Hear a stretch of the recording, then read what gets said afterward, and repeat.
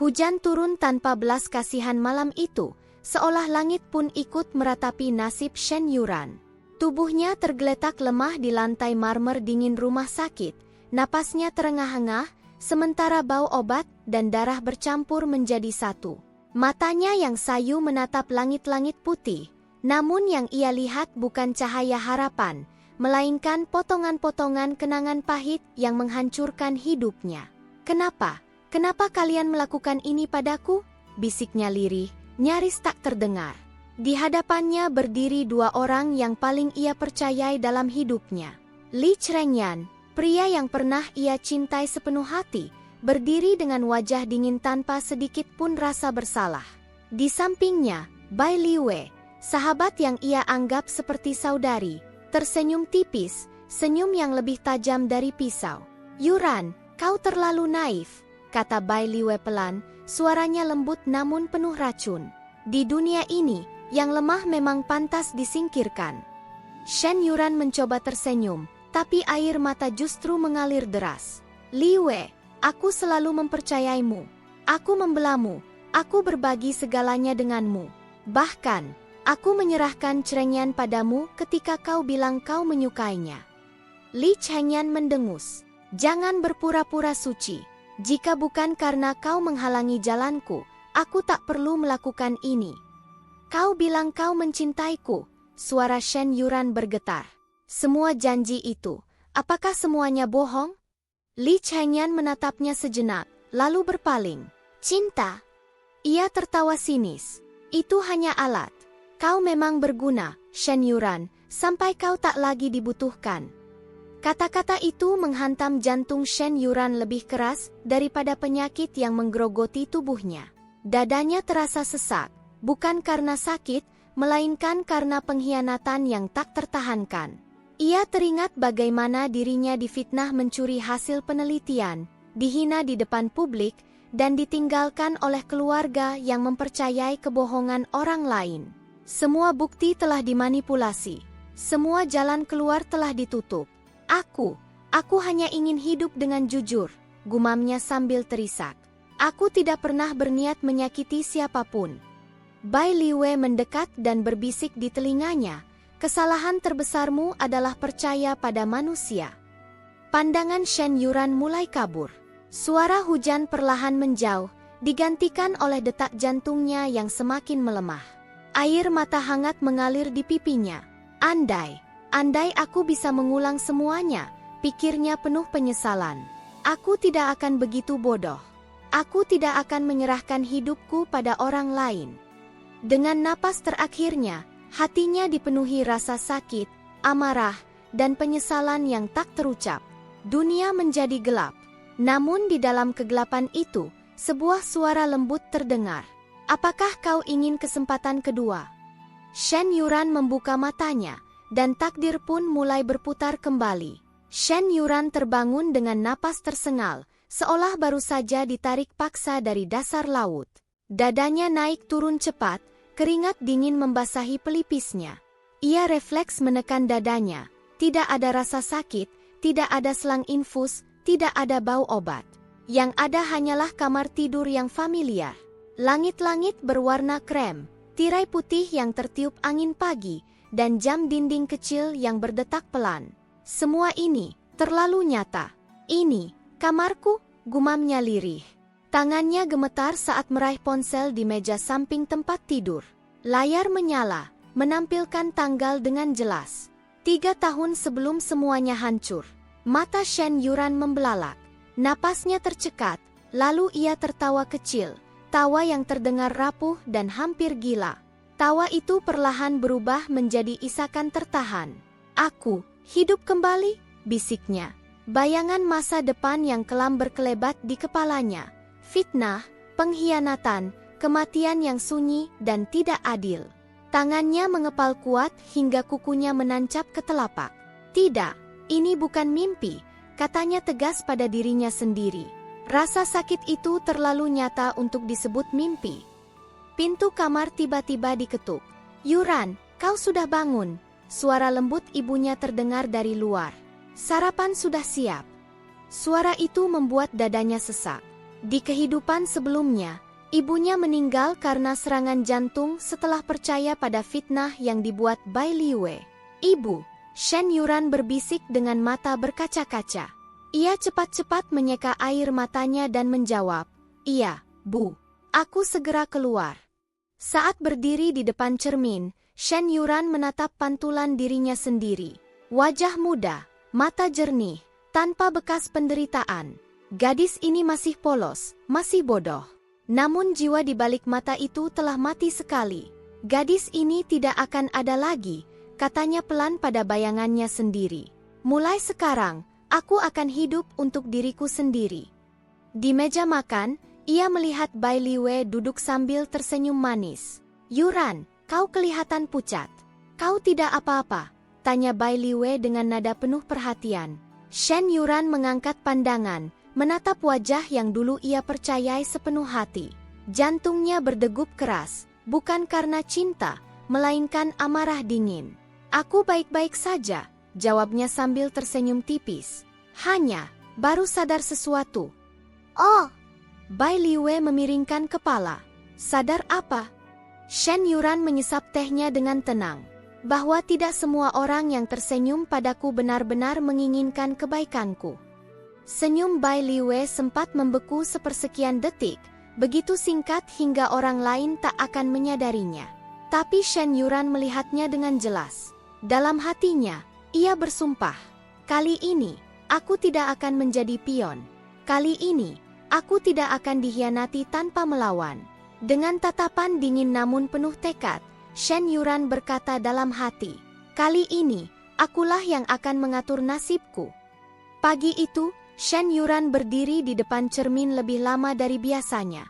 Ia mengenakan gaun putih sederhana, warna yang dulu paling disukai Li Chengyan. Rambutnya dibiarkan tergerai lembut, riasan tipis membuat wajahnya tampak polos dan hangat.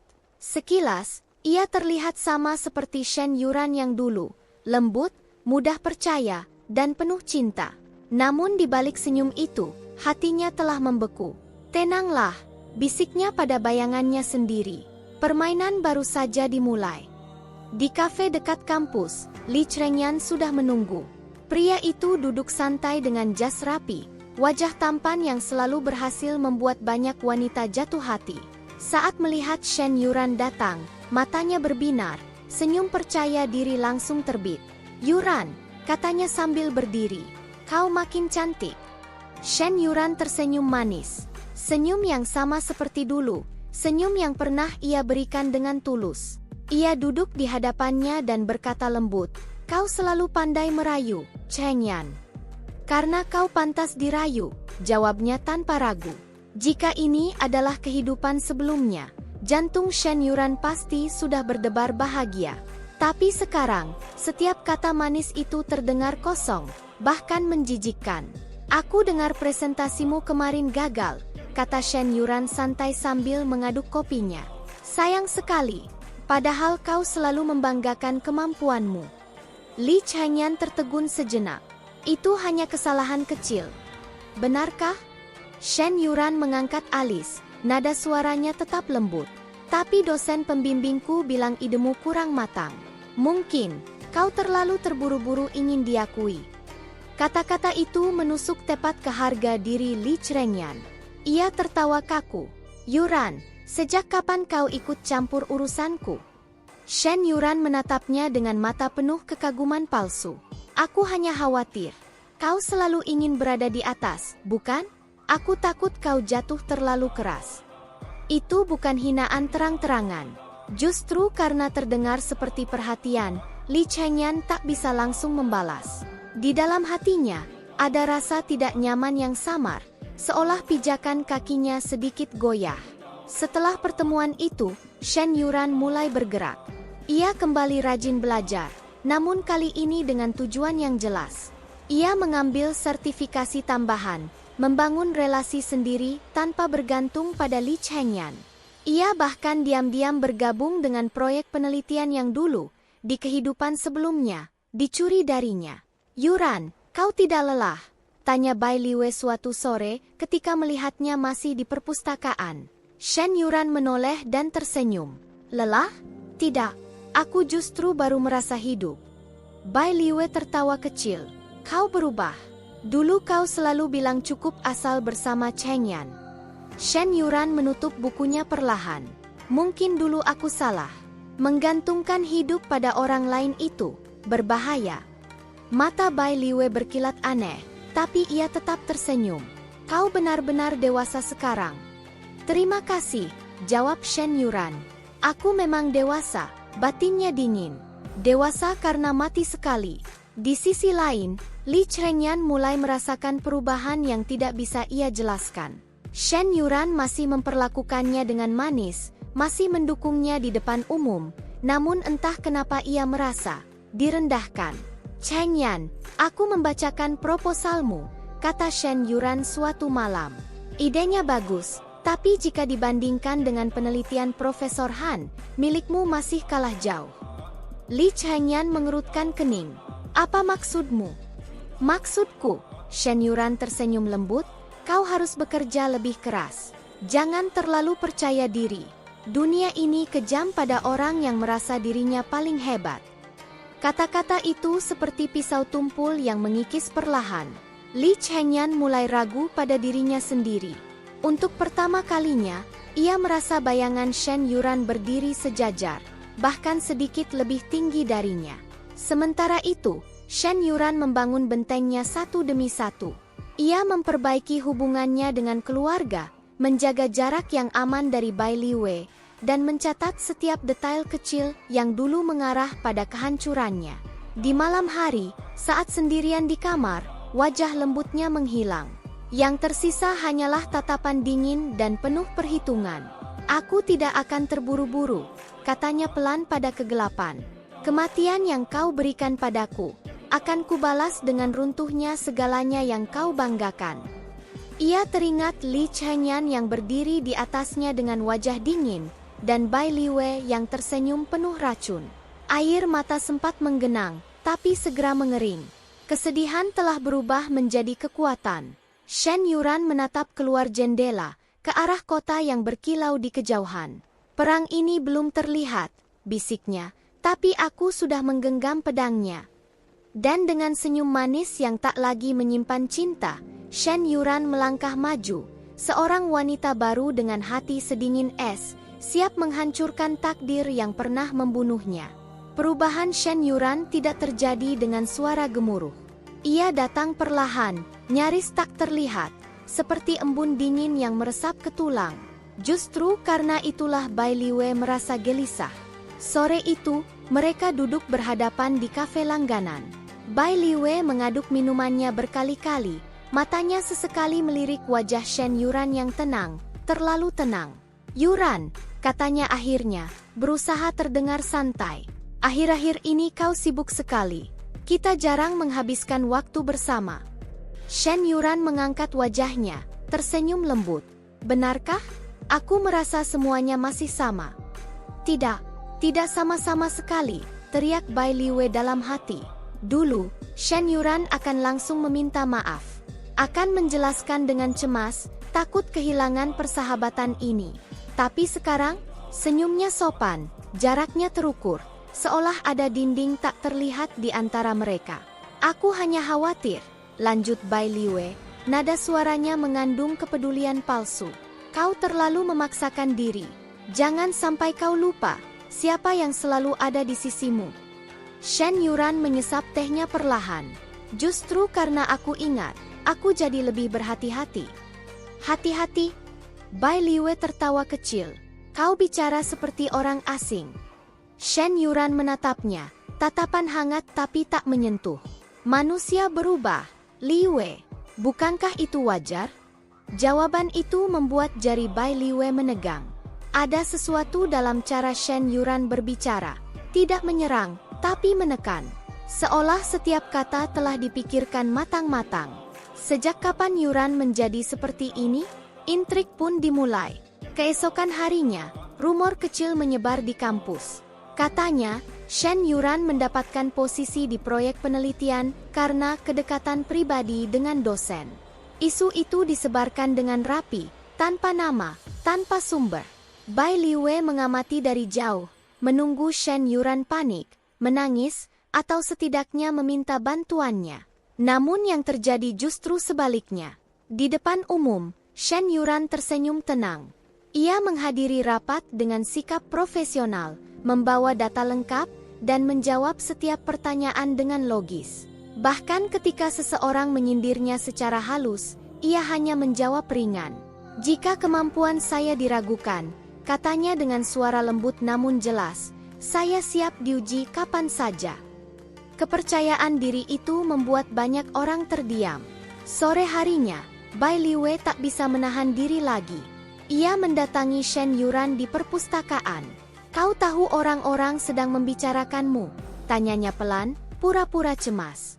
"Aku tahu," jawab Shen Yuran tanpa mengangkat kepala dari bukunya. "Dan kau tidak marah? Tidak takut?" Shen Yuran menutup bukunya perlahan, lalu menatap Bai Liwei. "Jika aku takut pada gosip, berarti aku memang tidak pantas berada di posisiku." Jawaban itu menusuk lebih dalam dari yang Bai Liwei duga.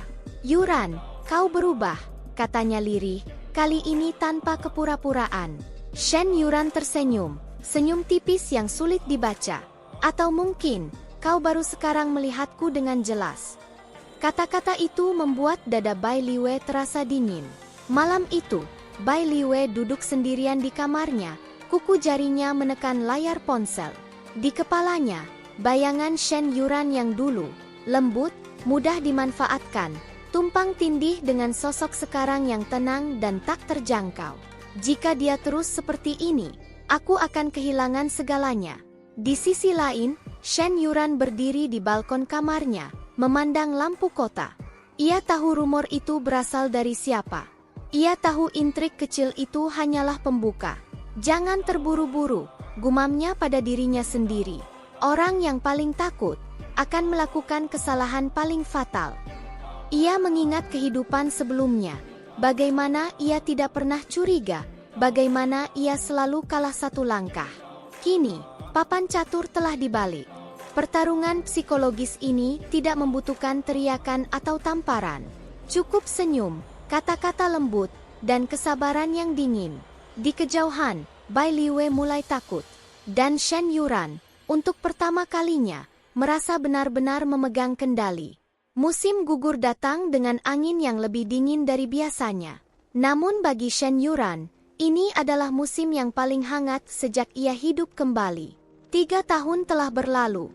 3 tahun di mana ia membangun dirinya kembali, bukan sebagai bayangan siapapun, melainkan sebagai poros utama dari hidupnya sendiri. Gedung Han Group menjulang tinggi di pusat kota. Dinding kaca memantulkan cahaya matahari pagi. Shen Yuran melangkah masuk dengan sepatu hak rendah berwarna hitam, setelan jas abu-abu gelap yang sederhana namun tegas. Rambutnya diikat rapi, riasan tipis mempertegas sorot matanya yang tenang dan penuh keyakinan. Tidak ada lagi keraguan dalam langkahnya. "Selamat pagi, Direktur Shen." Sapaan itu datang dari berbagai arah. Beberapa karyawan menunduk hormat, sebagian lain menatapnya dengan kekaguman yang tidak mereka sembunyikan. "Direktur Shen." Gelar itu terasa asing pada awalnya. Di kehidupan sebelumnya, ia bahkan harus memohon agar idenya didengar. Kini, setiap keputusannya bisa menggerakkan arah perusahaan. Di ruang rapat lantai 23, para petinggi perusahaan telah menunggu.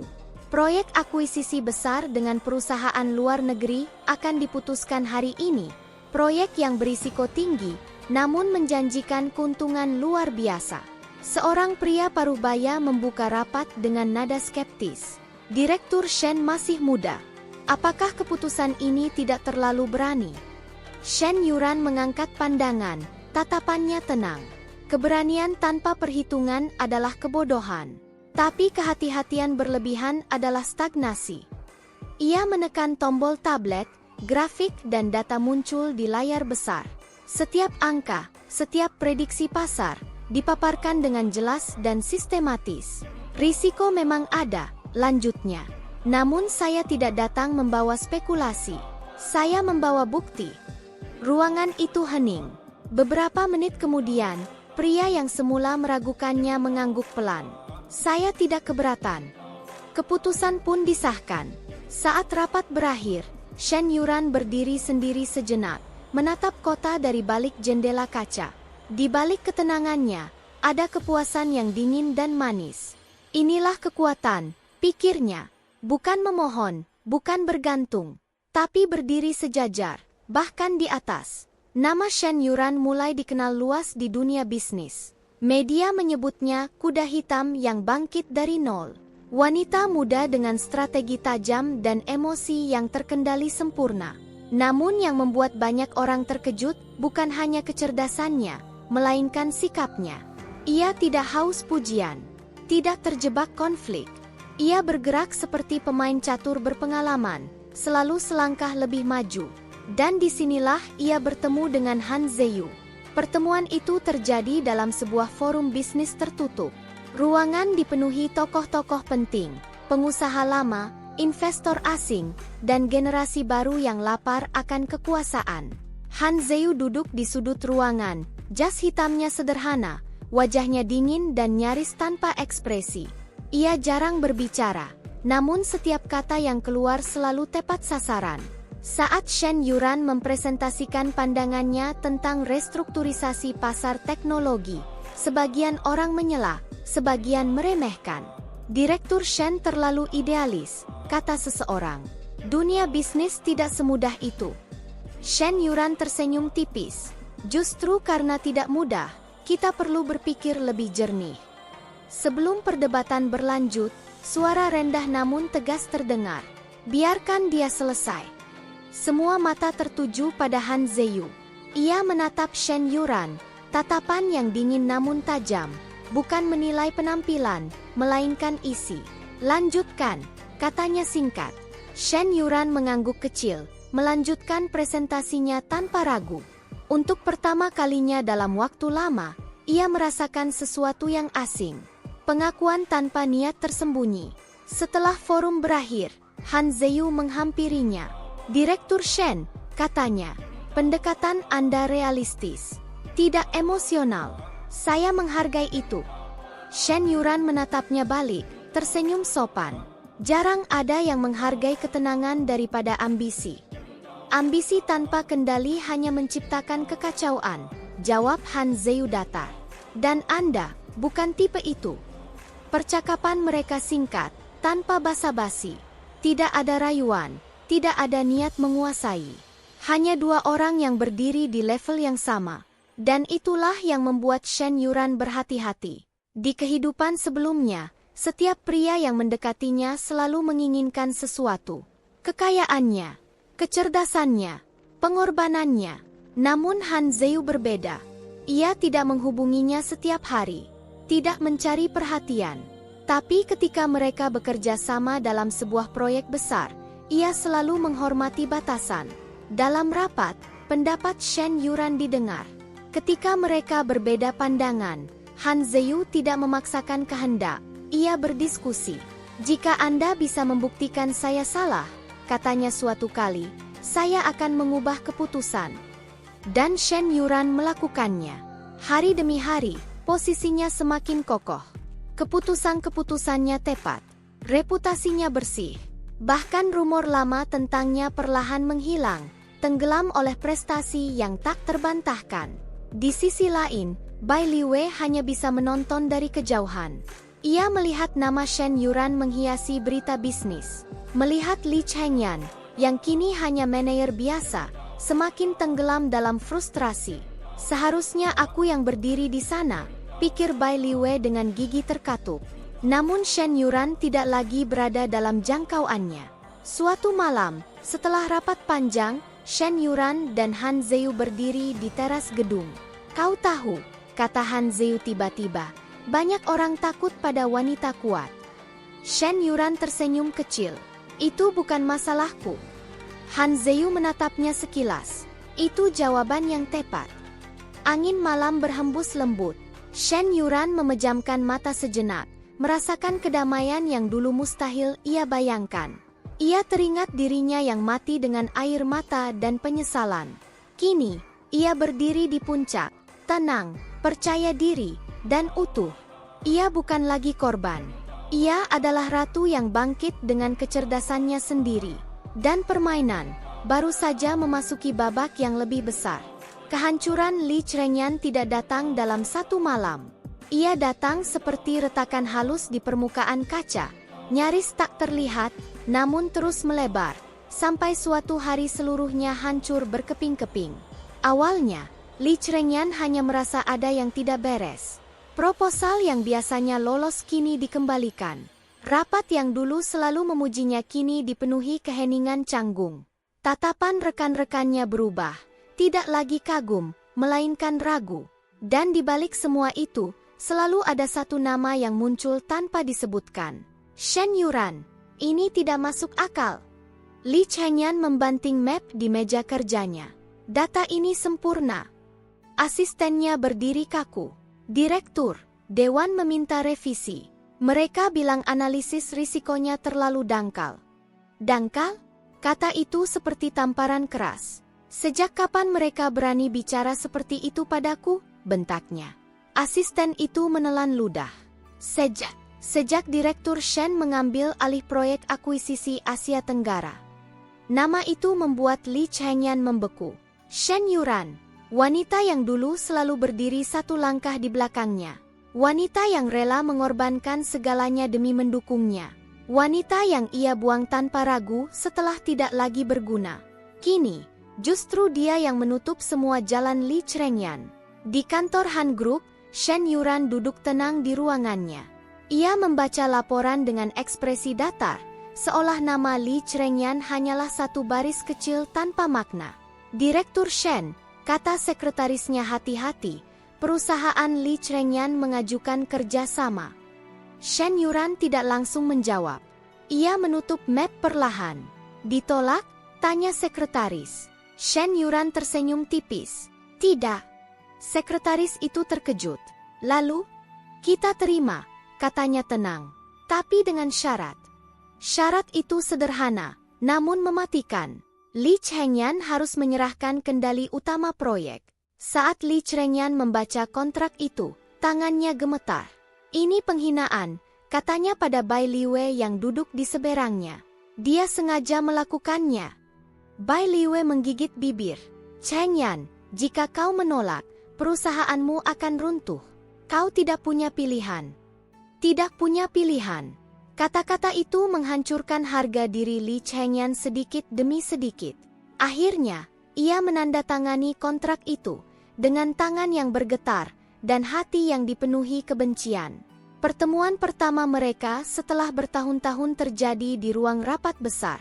Shen Yuran masuk dengan langkah tenang, jas hitamnya rapi, wajahnya dingin namun anggun.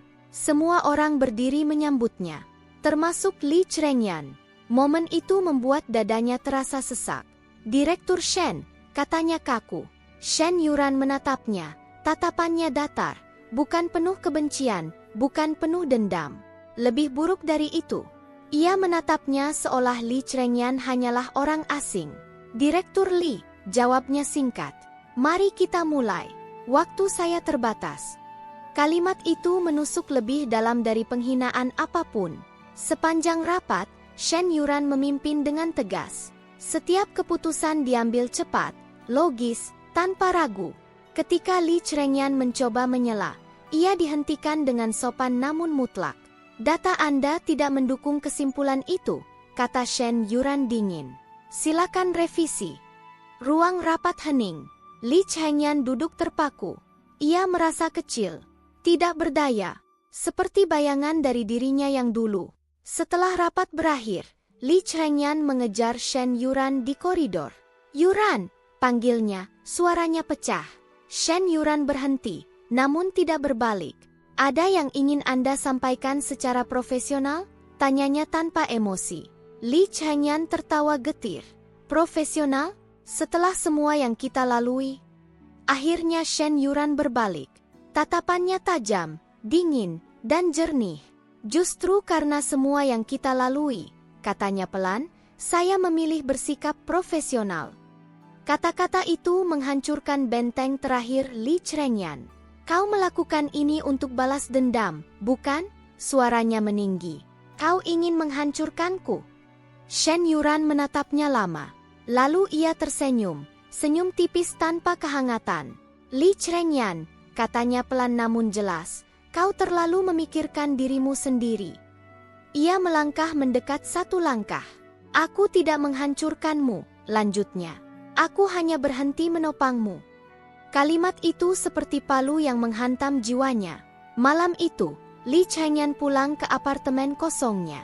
Botol minuman keras berserakan di meja. Ia duduk di lantai, punggung bersandar ke sofa, kepala tertunduk. Bayangan masa lalu menghantamnya tanpa ampun. Shen Yuran yang tersenyum tulus. Shen Yuran yang percaya padanya. Shen Yuran yang membelanya saat semua orang meragukannya. Dan Shen Yuran yang sekarat di ranjang rumah sakit, dengan mata penuh luka. Tangannya gemetar. Apa yang telah kulakukan, bisiknya. Teleponnya berdering. Bai Liwei, Chengyan, suara di seberang terdengar panik. Ada masalah. Media mulai mengungkit kasus lama. Tentang plagiarisme, tentang proyek penelitian. Li Chengyan terdiam. Itu proyek yang dulu ia curi dari Shen Yuran. Siapa yang membocorkannya? Tanyanya parau. Bai Liwei terdiam lama. Aku tidak tahu. Tapi semua bukti mengarah ke Han Group. Han Group, Shen Yuran, segalanya runtuh. Dalam beberapa minggu, reputasi Li Chengyan jatuh bebas. Investor menarik diri. Media mencium darah. Rekan-rekan menjauh satu persatu. Di konferensi pers terakhirnya, Li Chengyan berdiri dengan wajah pucat. Apakah Anda menyesal atas keputusan Anda di masa lalu? Tanya seorang reporter. Li Chengyan membuka mulut, namun tak ada jawaban. Ia menyesal. Terlambat. Di tempat lain, Shen Yuran membaca berita itu tanpa ekspresi. Han Zeu berdiri di sampingnya. Kau baik-baik saja? Tanyanya pelan. Shen Yuran mengangguk. Aku tidak merasa senang. Tapi, aku juga tidak sedih. Ia menatap layar, lalu mematikan ponsel. Orang seperti dia, katanya tenang, hanya mengerti rasa sakit ketika kehilangan segalanya. Han Zeu menatapnya dengan hormat yang tulus. Sementara Li Chengyan, yang dulu merasa menguasai dunia, kini duduk sendirian di reruntuhan hidupnya, akhirnya menyadari kebenaran yang paling kejam. Shen Yuran bukan lagi wanita lemah yang bisa ia sakiti. Ia adalah badai yang ia ciptakan sendiri. Dan kehancuran ini adalah harga dari pengkhianatannya. Fitnah itu datang seperti badai yang sengaja diciptakan, besar, bising, dan mematikan. Pagi itu, seluruh media bisnis nasional dipenuhi satu judul yang sama. Direktur Han Group diduga terlibat manipulasi data proyek internasional.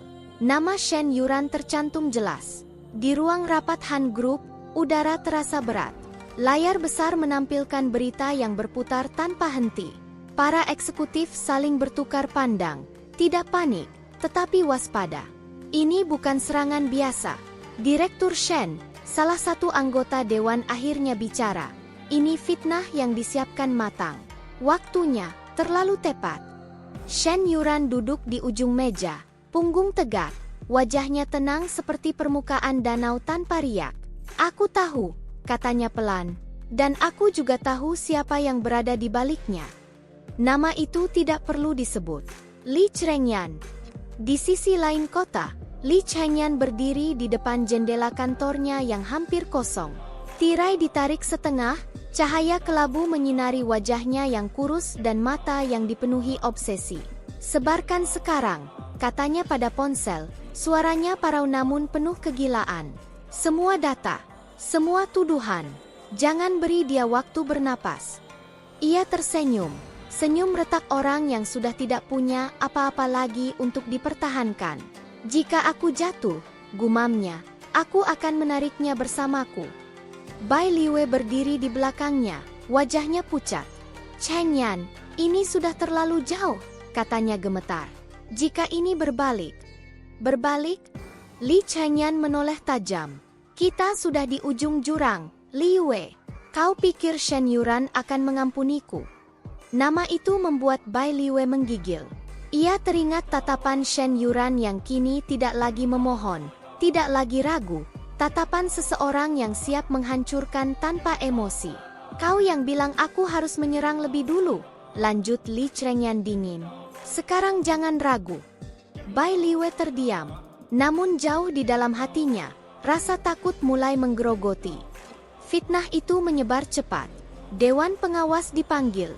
Saham Han Group bergejolak. Investor asing meminta klarifikasi. Media mengepung gedung perusahaan. Namun satu hal membuat semua orang bingung. Shen Yuran tidak menghilang. Ia tidak kabur, tidak bersembunyi, tidak membela diri dengan emosi. Sebaliknya, ia muncul di konferensi pers keesokan harinya dengan jas hitam sederhana dan ekspresi tenang yang nyaris dingin. Direktur Shen, seorang reporter berteriak, "Apakah Anda mengakui tuduhan manipulasi data?" Shen Yuran menatap ke arah kamera. Tatapannya stabil, suaranya jernih. "Aku tidak mengakui kebohongan," katanya. "Dan aku tidak takut pada kebenaran." Ia mengangkat tangan. "Mulai hari ini, Han Group akan membuka seluruh arsip proyek untuk audit independen. Semua data, semua kontrak, semua alur dana." Ruangan itu bergemuruh. Keputusan itu berisiko, terlalu berisiko bagi orang yang bersalah.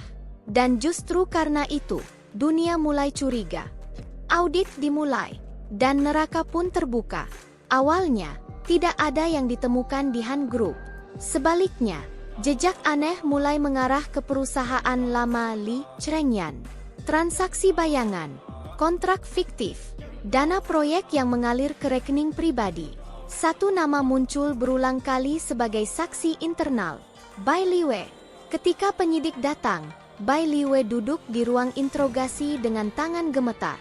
Wajahnya pucat, bibirnya bergetar. "Kami hanya mengikuti perintah," katanya terisak. "Aku hanya membantu Chengyan. Aku tidak bermaksud sejauh ini." Namun bukti tidak peduli pada air mata. Email, rekaman suara, dokumen lama, bahkan bukti plagiarisme proyek penelitian Shen Yuran bertahun-tahun lalu yang dulu sengaja dikubur. Semua muncul ke permukaan. Media yang semula menyerang Shen Yuran kini berbalik arah, lebih ganas, lebih haus darah. Direktur Li Chengyan diduga dalam fitnah dan manipulasi proyek. Kasus lama terbongkar. Karir Li Chengyan dibangun di atas pengkhianatan. Li Chengyan membaca berita itu dengan mata kosong. Satu persatu, tangannya gemetar, dadanya sesak. "Tidak, ini tidak mungkin," bisiknya. Ia menekan nomor Bai Liwei berkali-kali. Tidak ada jawaban. Ia tertawa, tawa pecah yang terdengar seperti orang sekarat. "Shen Yuran," gumamnya, "kau benar-benar kejam." Namun jauh di dalam hatinya, ia tahu, ini bukan kekejaman. Ini keadilan yang datang terlambat. Hari sidang publik tiba. Ruang pengadilan penuh. Kamera berderet. Nama Li Chengyan kini identik dengan skandal. Ketika ia dibawa masuk, tubuhnya tampak lebih kecil, lebih rapuh. Tidak ada lagi aura pria ambisius yang dulu meremehkan segalanya. Di kursi saksi, ia melihat Shen Yuran. Duduk tenang, tegak, tak tergoyahkan. Mata mereka bertemu. Untuk pertama kalinya, Li Chengyan menunduk lebih dulu. "Apakah Anda mengakui telah mencuri hasil penelitian Shen Yuran dan memanipulasi data proyek?" tanya hakim. Hening. Setiap detik terasa seperti pisau. "Aku," Li Chengyan membuka mulut. Suaranya serak. "Aku mengakui." Kata-kata itu jatuh seperti palu. Di sudut ruangan, Bai Liwei menangis tertahan. Setelah sidang, Shen Yuran berdiri di luar gedung pengadilan. Angin berhembus lembut. Matahari sore menyinari wajahnya. Han Zeu berdiri di sampingnya. "Kau menang," katanya pelan. Shen Yuran menggeleng. "Tidak." Ia menatap langit. "Aku hanya berhenti kalah." Ia teringat dirinya yang mati penuh penyesalan. Tubuhnya dingin di ranjang rumah sakit, dikhianati oleh dua orang yang paling ia percaya. Kini, semua kebusukan itu terbongkar di bawah cahaya. Tanpa ia harus menjerit. Tanpa ia harus memohon. Di dalam sel penahanan, Li Chengyan duduk sendirian. Tangannya menggenggam kepala, tubuhnya gemetar.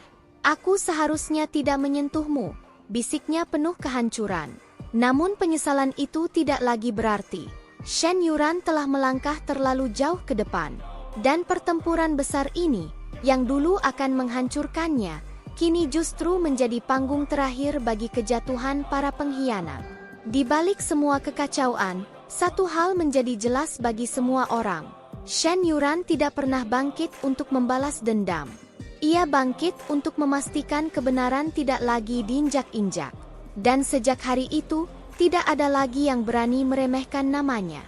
Hujan turun deras sore itu, membasahi halaman belakang gedung pengadilan yang telah lengang. Langit kelabu menggantung rendah, seakan ikut menekan napas seseorang yang baru saja kehilangan segalanya.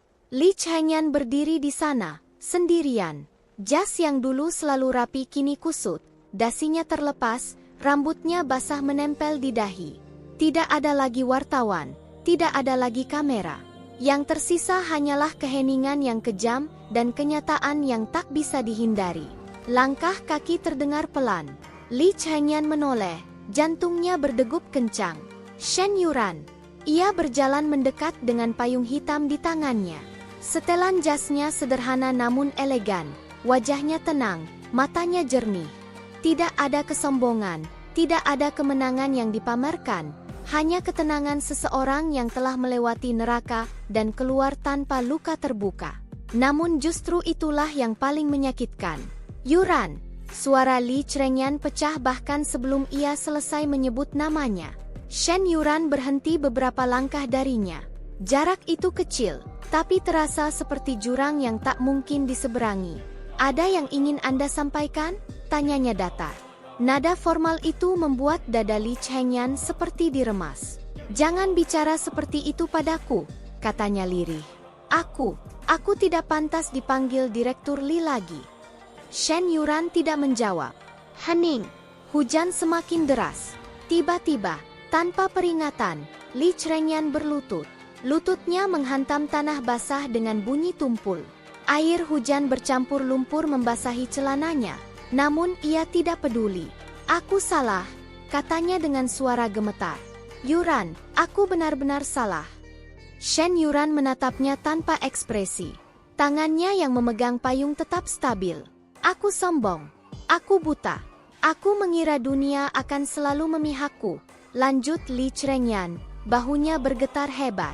Aku pikir kau akan selalu ada. Selalu memaafkan, selalu mengorbankan diri. Kata-kata itu keluar seperti pengakuan dosa yang terlambat.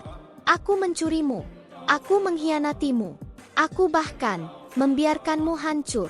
Suaranya berubah serak, nyaris tak terdengar. Jika aku bisa mengulang waktu. Tidak bisa, Shen Yuran memotongnya. Suaranya tenang, namun dingin seperti es. Li Chengyan mendongak. Air hujan dan air mata bercampur di wajahnya. Aku tahu aku tidak pantas dimaafkan, katanya terisak. Tapi aku mohon katakan sesuatu. Marahi aku, benci aku, jangan diam seperti ini. Diam Shen Yuran justru menghancurkannya lebih dari makian apapun. Aku kehilangan segalanya, lanjut Li Chengyan putus asa. Perusahaanku, namaku, masa depanku. Aku kehilangan diriku sendiri. Ia tertawa kecil yang terdengar gila. Lucu, bukan? Baru sekarang aku sadar. Kau adalah satu-satunya hal berharga yang pernah kumiliki. Shen Yuran akhirnya berbicara. Li Chengyan, katanya pelan. Kau tidak kehilangan segalanya hari ini. Li Chengyan menatapnya penuh harap. Kau kehilangan segalanya, lanjut Shen Yuran. Sejak hari kau memilih mengkhianati nuranimu. Kalimat itu membuat tubuh Li Chengyan membeku. Ia teringat jelas, hari ketika ia memanipulasi data penelitian. Hari ketika ia membiarkan Shen Yuran difitnah sendirian. Hari ketika ia berdiri di samping ranjang rumah sakit, menatap wanita yang sekarat tanpa rasa bersalah. Aku takut kalah, bisiknya. Aku takut kau lebih hebat dariku. Shen Yuran mengangguk kecil. Dan karena itu, kau menghancurkanku. Li Chengyan menunduk, dahi hampir menyentuh tanah. Maaf, katanya berulang-ulang. Maaf. Hujan menelan kata-kata itu. Shen Yuran menatap sosok di hadapannya, pria yang dulu ia cintai dengan seluruh hidupnya. Pria yang pernah menjadi dunianya. Pria yang membunuhnya tanpa tangan. Di dadanya, tidak ada lagi amarah yang membara. Yang ada hanyalah kehampaan. Li Chengyan, katanya akhirnya, kau datang terlambat. Ia menurunkan payung sedikit, memastikan wajahnya terlihat jelas. Maafmu tidak akan menghidupkan aku yang mati di masa lalu. Li Chengyan tersentak. Wanita yang kau sakiti, lanjut Shen Yuran, meninggal sendirian. Dengan air mata dan penyesalan. Ia memaafkanmu, karena ia bodoh. Kata bodoh itu menusuk lebih dalam dari hinaan apapun. Aku bukan dia lagi, kata Shen Yuran tegas. Dan aku tidak berutang pengampunan padamu. Li Chengyan menggenggam tanah dengan tangan gemetar. Jadi, ini akhirnya? Tanyanya lirih. Shen Yuran mengangguk perlahan. Ini akhirnya untuk kita, jawabnya. Dan awal yang sangat terlambat untukmu. Ia melangkah maju satu langkah, lalu berhenti. Oh ya, tambahnya dingin. Aku tidak datang ke sini untuk melihatmu berlutut. Li Chengyan mendongak, matanya merah dan kosong. Aku datang. Shen Yuran menatapnya tajam. Untuk memastikan kau tahu, aku tidak menang karena menghancurkanmu. Ia berbalik, berjalan menjauh. Aku menang, katanya tanpa menoleh, karena aku tidak lagi membutuhkanmu. Payung hitam itu perlahan menjauh di tengah hujan. Li Chengyan terduduk di tanah, tubuhnya runtuh sepenuhnya. Tangisnya pecah tanpa suara, bahunya terguncang hebat. Untuk pertama kalinya dalam hidupnya, ia benar-benar sendirian. Dan untuk pertama kalinya pula, ia mengerti. Ada dosa yang tidak bisa ditebus dengan air mata. Ada wanita yang tidak bisa dimiliki kembali dengan penyesalan. Dan ada cinta yang mati selamanya saat dihianati. Di kejauhan, Shen Yuran melangkah mantap, punggungnya tegak. Ia tidak menoleh. Karena masa lalu itu, akhirnya, telah benar-benar ia tinggalkan. Malam turun perlahan di atas kota. Lampu-lampu gedung pencakar langit menyala satu persatu seperti bintang buatan manusia. Dari jendela ruang kerjanya di lantai tertinggi Han Group, Shen Yuran berdiri diam, menatap cahaya-cahaya itu tanpa benar-benar melihatnya. Di balik ketenangannya, pikirannya bergolak. Li Chengyan telah runtuh. Bai Liwei telah terseret jatuh. Nama Shen Yuran telah bersih, bahkan disanjung. Namun ini belum berakhir. Di atas meja kerjanya terletak dua berkas tipis. Yang pertama berisi laporan hukum terakhir. Bukti tambahan yang cukup untuk memastikan Li Chengyan tidak hanya kehilangan kebebasan, tetapi juga seluruh aset yang tersisa, sampai ke akar. Yang kedua berisi opsi penarikan tuntutan lanjutan, jika ia memilih berhenti sampai di sini. Membalas sepenuhnya, atau membiarkan karma menyelesaikan sisanya. Pintu ruangannya diketuk pelan. Masuk, kata Shen Yuran tanpa menoleh. Han Zeyu melangkah masuk, jasnya dilepas, kemeja putihnya digulung rapi di lengan. Wajahnya tetap dingin seperti biasa, namun sorot matanya lebih lembut ketika melihat Shen Yuran berdiri sendirian di dekat jendela. Kau belum pulang, katanya. Aku belum selesai berpikir, jawab Shen Yuran pelan. Han Zeyu melirik dua berkas di meja. Ia tidak menyentuhnya, tidak bertanya. Ia hanya berdiri di samping Shen Yuran, sejajar, tidak di depan, tidak di belakang. Apapun keputusanmu, katanya akhirnya, aku di sini. Kalimat itu sederhana, namun bagi Shen Yuran, beratnya luar biasa. Ia menoleh menatap Han Zeyu. Kau tidak ingin tahu pilihanku. Han Zeyu menggeleng. Itu bukan tugasku. Ini hidupmu, lukamu, perangmu. Jawaban itu membuat sudut bibir Shen Yuran sedikit terangkat, senyum tipis yang nyaris tak terlihat. Di kehidupan sebelumnya, setiap orang selalu mendorongnya untuk mengalah. Sekarang, seseorang memberinya ruang untuk memilih. Ada orang yang bilang, Shen Yuran berkata pelan, balas dendam tidak akan menyembuhkan apapun. Han Zeyu menatap keluar jendela. Dan ada orang yang bilang, keadilan tanpa harga hanyalah ilusi. Shen Yuran terdiam. Bayangan masa lalu kembali menghantamnya. Dirinya yang berdiri di depan ruang rapat, difitnah tanpa kesempatan membela diri. Dirinya yang memohon pada Li Chengyan, hanya untuk ditertawakan.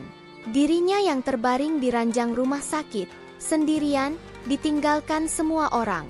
Air mata panas menggenang di mata Shen Yuran, namun tidak jatuh. Aku pernah memilih memaafkan, katanya dengan suara datar. Dan aku mati karenanya. Han Zeyu menoleh menatapnya. Tatapannya tajam, penuh pengertian yang tidak dibuat-buat. Kau tidak berutang kebajikan pada orang yang mencoba membunuhmu, katanya. Kalimat itu seperti kunci yang membuka pintu terakhir di dalam diri Shen Yuran. Ia berjalan kembali ke meja, menatap dua berkas itu lama. Jika ia berhenti sekarang, Li Chengyan akan dipenjara, tapi masih memiliki celah. Aset yang disembunyikan, koneksi lama. Suatu hari, ia mungkin keluar, penuh kebencian, penuh dendam. Jika ia melangkah lebih jauh, tidak akan ada jalan kembali. Shen Yuran mengingat wajah Li Chengyan saat berlutut. Tangisnya, penyesalannya, dan ia menyadari sesuatu yang dingin namun jelas. Ia tidak lagi terluka oleh itu. Yang ia rasakan sekarang bukan kemarahan membara, melainkan kejernihan yang tajam. Han Zeyu, katanya pelan, jika kau berada di posisiku, apa yang akan kau lakukan? Han Zeyu terdiam lama, lalu ia menjawab jujur. Aku akan memastikan musuhku tidak pernah bisa bangkit lagi, katanya. Bukan karena benci, tapi karena aku menghargai diriku sendiri. Shen Yuran menutup mata. Itulah jawabannya. Ia membuka mata kembali, jernih, dingin, mantap. Aku sudah memaafkan diriku sendiri, katanya pelan. Dan karena itu, aku tidak perlu lagi berbelas kasihan pada mereka. Ia mengambil berkas pertama. Tangannya tidak gemetar. Jalankan semuanya, kata Shen Yuran tegas, tanpa penundaan. Han Zeyu mengangguk, tidak terkejut, tidak menghakimi. Baik. Beberapa hari kemudian, badai terakhir dimulai. Dokumen tambahan diajukan ke pengadilan. Investigasi diperluas. Rekening luar negeri dibekukan. Properti atas nama orang ketiga ditarik kembali. Media kembali meledak. Namun kali ini, tidak ada simpati. Li Chengyan kehilangan seluruh aset. Kasus terbesar tahun ini. Bai Liwei resmi masuk daftar hitam industri.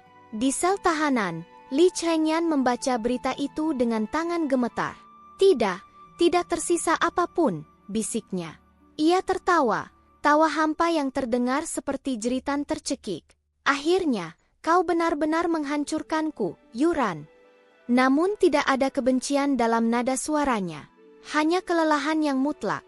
Sementara itu, Bai Liwei duduk di apartemen kecilnya yang hampir kosong. Koper terbuka di lantai. Semua undangan kerja ditolak.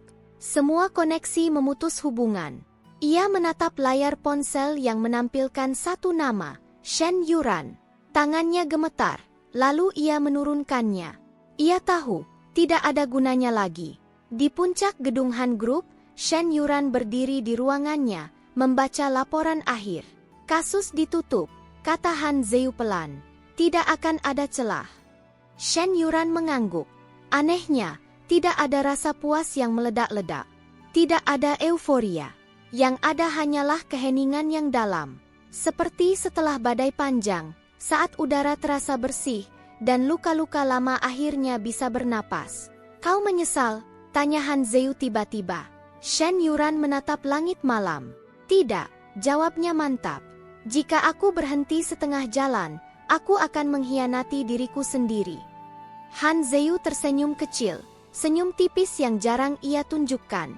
Kalau begitu, katanya, kau benar-benar telah menjadi ratu. Shen Yuran menoleh padanya. Ratu bukan karena kekuasaan, katanya. Tapi karena aku tidak lagi membiarkan siapapun menentukan nilai hidupku. Ia melangkah ke jendela, menatap kota yang kini berada di bawah kendalinya. Bukan secara harfiah, tetapi secara simbolis. Dulu, dunia ini menelannya hidup-hidup. Kini, ia berdiri di atasnya. Aku memilih membalas, katanya pelan.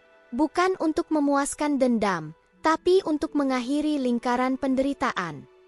Han Zeu berdiri di sisinya. Dan untuk pertama kalinya, Shen Yuran merasa ia tidak sendirian. Ia tidak dikejar masa lalu. Ia tidak terikat oleh rasa bersalah. Ia telah memilih. Dan pilihan itu, meski dingin dan kejam, adalah bentuk tertinggi dari penghormatan pada dirinya sendiri. Di balik kaca jendela, cahaya kota berkilau. Bab lama telah ditutup. Dan sang ratu akhirnya siap menulis takdir barunya dengan tangannya sendiri. Pagi itu, langit cerah tanpa awan, seolah dunia sengaja memilih hari terbaik untuk menyaksikan akhir dari sebuah kisah panjang yang penuh darah, air mata, dan pengkhianatan. Shen Yuran berdiri di balkon ruang rapat utama Han Group, memandang ke bawah. Di halaman gedung, para wartawan berkerumun. Layar besar di dalam gedung menampilkan siaran langsung berita ekonomi internasional. Satu judul besar terpampang jelas. Kasus Li Chengyan resmi ditutup, vonis final dijatuhkan. Tidak ada banding, tidak ada celah, tidak ada jalan kembali. Li Chengyan dijatuhi hukuman penjara jangka panjang. Seluruh asetnya disita. Namanya dihapus dari dunia bisnis, tercatat selamanya sebagai contoh pengkhianatan, keserakahan, dan kehancuran moral. Bai Liwei menyusul, bukan di penjara, tetapi di pengasingan sosial yang lebih kejam. Tidak ada perusahaan yang mau menerimanya. Tidak ada lingkaran sosial yang membukakan pintu. Ia hidup, tapi tidak lagi diakui. Itulah kemenangan mutlak. Bukan kematian, bukan darah, melainkan kehancuran total tanpa perlu Shen Yuran mengotori tangannya. Di ruang rapat, para pemegang saham berdiri. Direktur Shen, kata ketua dewan dengan suara penuh hormat, mulai hari ini, Han Group sepenuhnya berada di bawah kepemimpinan Anda. Tanpa keberatan. Tepuk tangan bergema. Bukan tepuk tangan basa-basi, melainkan pengakuan. Shen Yuran melangkah maju. Wajahnya tenang, sorot matanya jernih.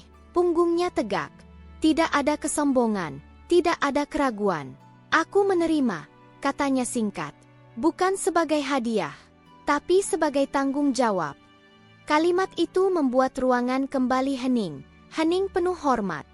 Sore hari, Shen Yuran berdiri sendirian di taman belakang gedung. Angin musim semi berhembus lembut, membawa aroma bunga yang baru mekar. Han Zeu menghampirinya, membawa 2 cangkir kopi. Semuanya sudah selesai, katanya sambil menyerahkan 1 cangkir. Shen Yuran menerima, mengangguk pelan. Ya, kau menang sepenuhnya, lanjut Han Zeu. Tidak ada lagi yang bisa menyentuhmu.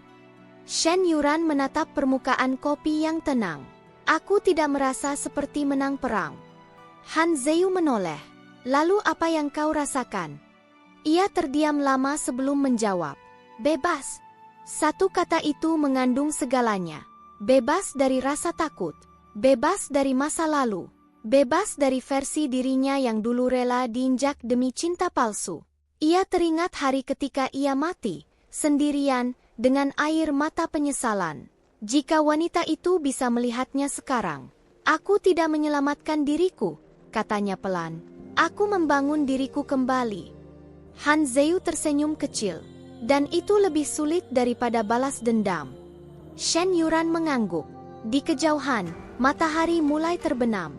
Langit berubah jingga keemasan. Di dalam penjara, Li Chengyan duduk di ranjang sempitnya. Tangannya kosong. Tidak ada ponsel. Tidak ada jas mahal. Tidak ada masa depan yang bisa ia rencanakan. Seorang sipir lewat dan berkata singkat, kunjungan terakhirmu sudah selesai kemarin. Tidak akan ada lagi. Li Chengyan tidak bereaksi. Ia menatap dinding abu-abu, lalu tertawa pelan, tawa hampa yang nyaris tidak terdengar. Yuran, kau benar-benar menang. Untuk pertama kalinya, tidak ada kebencian dalam kata-katanya. Hanya pengakuan mutlak. Malam itu, Shen Yuran kembali ke apartemennya. Ia membuka laci lama, tempat ia menyimpan satu benda dari kehidupan sebelumnya. Catatan kecil berisi rencana masa depan yang tak pernah terwujud. Ia membacanya sebentar, lalu tersenyum tipis. "Maaf," bisiknya pada dirinya yang dulu. "Aku terlambat, tapi aku berhasil." Ia merobek catatan itu perlahan, lalu membuangnya ke tempat sampah. Tidak ada lagi masa depan yang dicuri. Tidak ada lagi mimpi yang diinjak. Beberapa hari kemudian, dalam sebuah forum internasional, nama Shen Yuran disebut sebagai simbol kebangkitan. Bukan karena ia menjatuhkan seseorang, melainkan karena ia bangkit tanpa kehilangan jati diri. Saat berdiri di podium, ia berkata dengan tenang, "Aku pernah berada di titik terendah. Dan aku belajar satu hal, keadilan tidak selalu datang dengan lembut. Kadang, ia datang dengan ketegasan yang dingin." Ruangan hening. "Tapi jika kita tidak berani berdiri untuk diri sendiri," lanjutnya, "kita akan mati perlahan, bahkan saat masih hidup." Tepuk tangan menggema. Di akhir hari, Shen Yuran berdiri di jendela, memandang kota yang kini tidak lagi terasa mengancam. Han Zeu berdiri di sisinya. "Kemana kau akan melangkah sekarang?" tanyanya. Shen Yuran tersenyum, senyum yang tenang, utuh, dan bebas. "Kemanapun yang kuinginkan." Ia telah menang, bukan hanya atas Li Chengyan, bukan hanya atas Bai Liwei, tapi atas takdir yang pernah membunuhnya. Dan itulah kemenangan mutlak.